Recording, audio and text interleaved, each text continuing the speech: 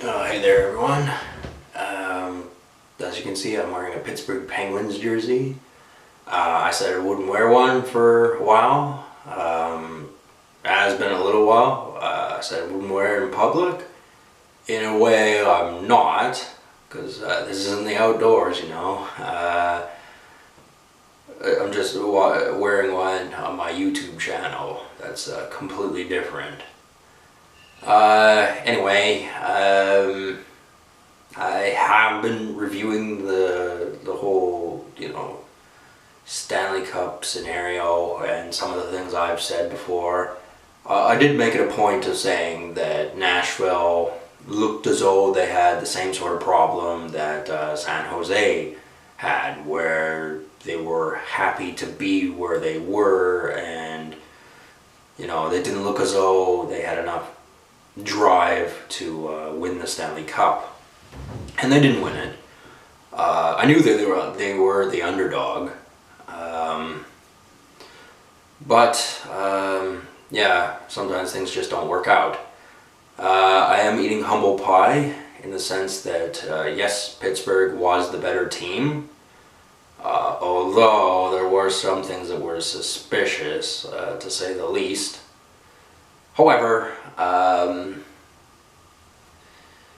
some of the players were good on Pittsburgh, notably Evgeny Malkin, Matt Murray, Mata, Ian Cole, Phil Kessel, even Sidney Crosby. Chris Kunitz was okay. That's his fourth Stanley Cup, so he's obviously a good player. Yeah, the team did quite well. But there were some people who were on the team who, if they were on another team, they wouldn't be difference makers. They wouldn't even be noted. Like Jay Gutensel, for example, he did okay in the playoffs, but he has that look about him. If he were on another team, he wouldn't be that good. Like there are other players on other teams that the team isn't as good as Pittsburgh, but the player is an equivalent to Jay Gutensel, but is better than him. Sven Baertschi is a good example. He's on the Vancouver Canucks. He's a better player than Jay Gutensel. But try asking people around the NHL league who Sven Baertschi is, and they won't know, because he's just one of those players who's on the Vancouver Canucks, and the Vancouver Canucks are a greatly ignored team. Yeah, now to the off season. Marc-Andre Fleury went to Vegas. His time in Pittsburgh was up, so he's gone. Matt Murray's taken #1 place. They have signed Anthony Niemi, which was a good move for him. They got him on the cheap. He hasn't played too well of late, or in the last years, but he's still worth the addition, especially at the price they paid for him. Definitely worth picking him up. I mean, he'll just be delegated to backup duties, but even so, he's still worth having on the roster. Still long time away before the 2018 playoffs happen, and this is plenty of time to build up constructive criticism against why Pittsburgh Penguins, and more specifically why Sidney Crosby, should not win the Stanley Cup. And as a group effort, I think we could have discussion on the reasons why Sidney Crosby won't win the Stanley Cup. And this sort of stuff does have an impact on not just the National Hockey League, but just on the internet as a total. You'll have plenty of naysayers saying, no, it doesn't, but you get enough people in front of a web camera talking about what this they don't like, and really putting out ideas that explain certain situations, and it could really build into something, or at least contribute into something, because the anti-Sidney Crosby bandwagon doesn't just consist of only me.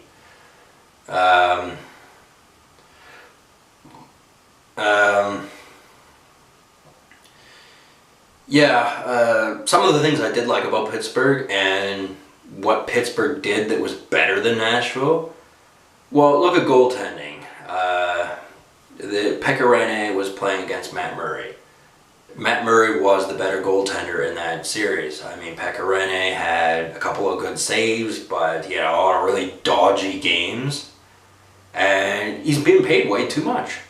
He's getting paid like something like $7 million, and they signed him on, not late into his career, but, getting there.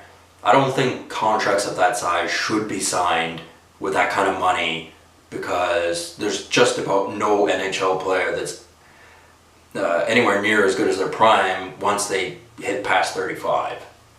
It's hard to think of an example of someone who was actually better when they were over 35.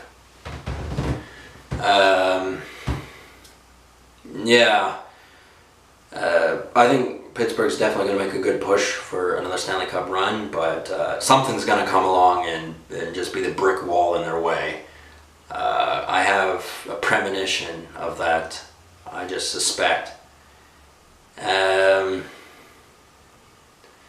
have to wait and see though, because the cogs in the machine are still moving, and there's still things going on. Always things going on in the NHL. Like any idiot who comes along and goes, "Oh, it's the off season, nothing's happening." You're wrong. The NHL is a corporation. It's a capitalist industry. It's always moving. It doesn't always appear that way, especially when you go to look up news or interviews or player movement or whatever in the off season. You go, "Oh, there ain't much going on," but always great debate and political strategy and economic strategy, and there's just so much going on in the NHL at any given time. Obviously things get heated up during the playoffs, but always something going on. So when some idiot comes along and goes, "Oh, why are you wearing a hockey jersey? It's in the off season, blah blah blah," you go, hockey is every day, because it is. Obviously, I mean, I don't always have to wear a jersey when I go outside, but normally I do. However, I'm not wearing this Pittsburgh Penguin jersey outdoors anytime soon. I am not a bandwagon jumper. I picked up this Penguins jersey months ago. I had Letang put on it, I forget when. I would never have Crosby put on a Penguins jersey. I wouldn't get a Crosby jersey. That's just final. I'm not doing it.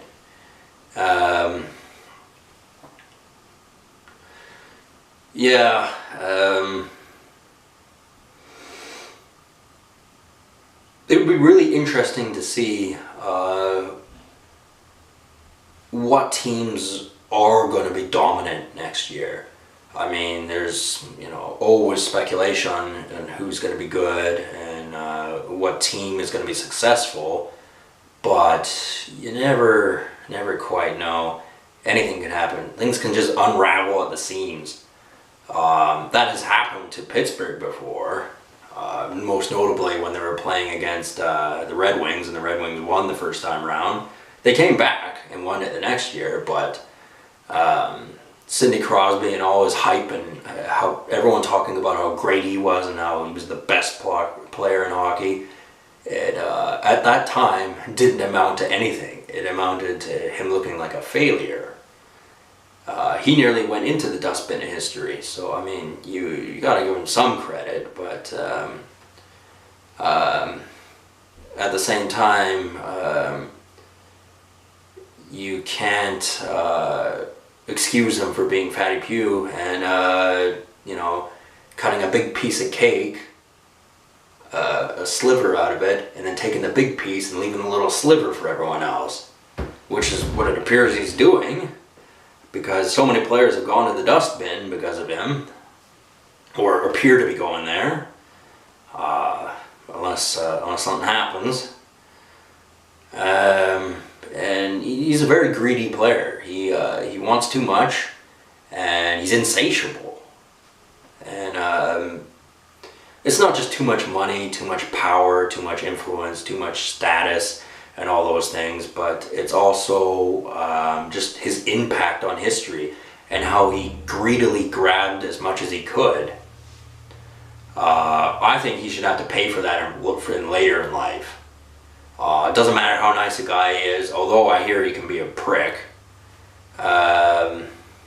Even so, all those things considered, he's riding off of someone else's glory, and that would be Mario Lemieux.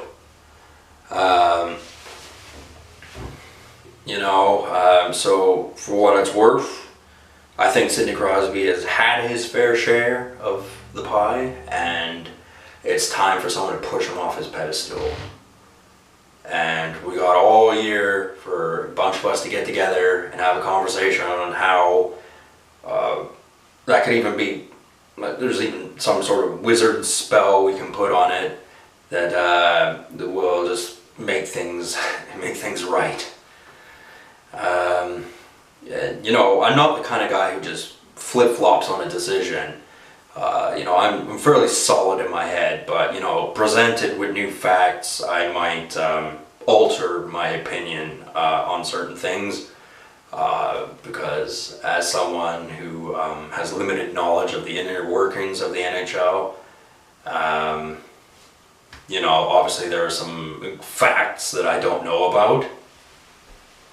And it's not just facts that I don't know about, it's people I don't know about. It's people that have a contradictory opinion to me, and it might just be because of their bias. Maybe they made a lot of money out of it, maybe they just, whatever reasons, they do not agree with me on my anti-Sidney Crosby stance. And maybe they might approach me and try to bombard me with statistics, facts, all that sort of stuff about Sidney Crosby. And it's almost like it can brainwash you. It can just get you to see from their point of view, and they could put mechanisms in your head by, explaining certain things from their perspective that inhibit your ability to see around what the counter argument is. Because, you do have to see both sides of the story to truly make a debate about it. But a lot of people are incapable of forming a debate, an argument, that doesn't consist of them hiding facts of their own. Or hiding stuff that, just wouldn't jive with their narrative. Because Sidney Crosby is a big whiny crybaby. We've seen it many times before, and it's not even necessarily his fault. It's a very, very difficult league and a very difficult platform to address the world in, which is what he's doing. He's the face of the NHL right now. And he's got Count Chocula, Gary Bettman, pulling his strings, because you guaranteed that Count Chocula will definitely take a keen interest in what Sidney Crosby's doing. To what extent, I don't know, but he's a money-grubbing bastard, so I trust him about as much as I trust a bag of cockroaches. But, this is a whole other world. A lot of people don't understand that. A lot of people who don't like hockey don't understand that. They think, oh, it's oversimplistic, it's stupid, there's nothing to be learned here. And that is true. You do have to really fight to learn anything. And you especially have to fight to make any money out of it, that's for sure. The NHL just doesn't give out jobs. Unless you want to work at a concession stand in a sports arena, having to deal with drunken idiots fucking spilling their nachos and fucking, any other kind of fucked up shit that could happen. No, I'm not gonna try to get close to the action by working at a fucking concession stand. I remember trying to fucking apply for the warehouse, and the fucking slimy little bastard I fucking talked to was like, "Ooh, what do you know what we do here?" And I obviously didn't know, but how hard fucking work could it be? I was competent, and I let him know I was competent, I was ready for anything. But, I actually live in a city where, different set of rules, and given my circumstances, I was denied a job there. they're going to pay for that. And that little slimy weasel who didn't hire me, I remember his face. So he can be there, you know, fucking groveling every time he may see a hockey player walk by. He was just a low level, but you know, I aspire to surpass him because I'm better than him. And the same sort of mentality can be applied to hockey players who threaten Sidney Crosby's dominance in the NHL. Connor McDavid. He could very well be a giant thorn in Crosby's side. He could be the guy who pushes him over. Very, very interested to see what happens there. Of course, it's going to take a number of years. You got to have patience, but that's all to be decided.